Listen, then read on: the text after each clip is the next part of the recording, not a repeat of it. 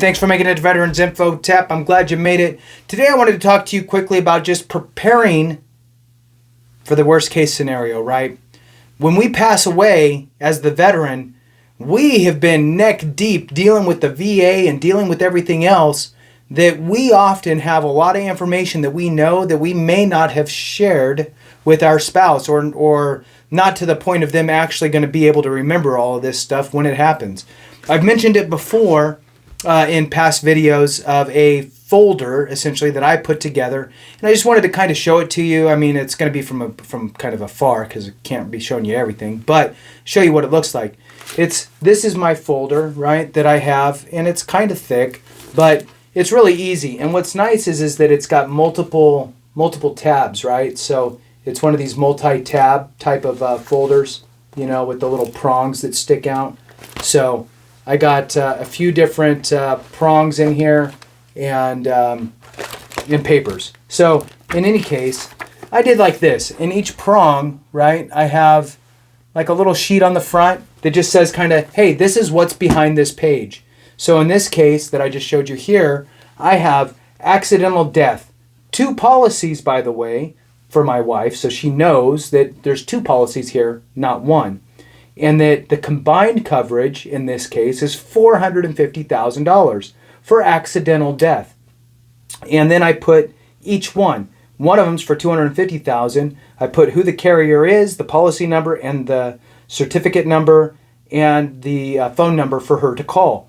And then the other one, $200,000, with, in this case, it's Farmers Insurance, and their phone number and their policy number. So she knows very easily, okay, 2 accidental death policies, I can call that phone number, give them the information, let them know.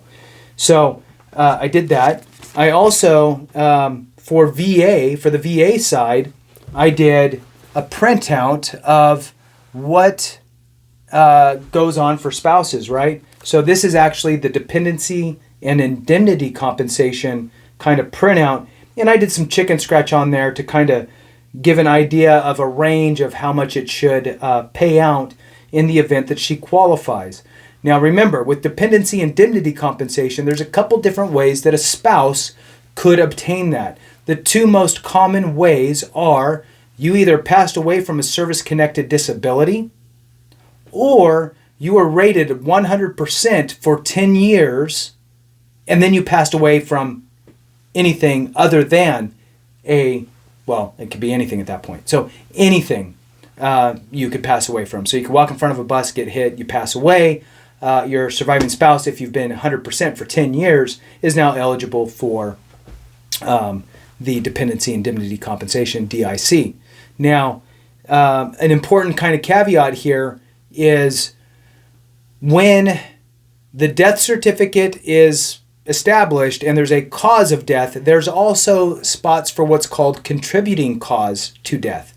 So your service-connected condition does not necessarily have to be the cause of death. It can be a contributing cause to your death to be able to still qualify for DIC. I also put in here, stuff on any retirement plans that I have from any employers that I worked with. I also did, the Social Security printout here, which then is able to show, basically what you would get if you were to pass away or whatever for Social Security benefits and so forth. So I also got other life insurance and stuff in here. But the bottom line is that it's all really easy to find. One place, one folder with all the stuff in it, and just makes it super easy, right?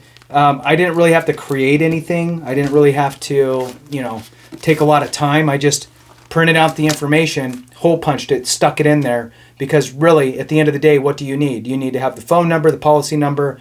You already know the person's name, right? Your spouse, and you know their social, or you should have their social, and if not, then maybe that's something you put in there too, so they have everything in one spot that makes it really easy to deal with. So you could also, in something like this, put burial benefits, right? So I might add that actually in mine. Burial benefits, if you want to pre-register for a spot for burial with national cemetery or a state veteran cemetery, you could do that.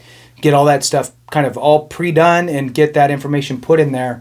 So it's, again, in one easy place for your loved ones when the time comes. I mean, at the end of the day, life's a conveyor belt, right? It's not if, it's when, and let's just make it easy and get all that stuff squared away.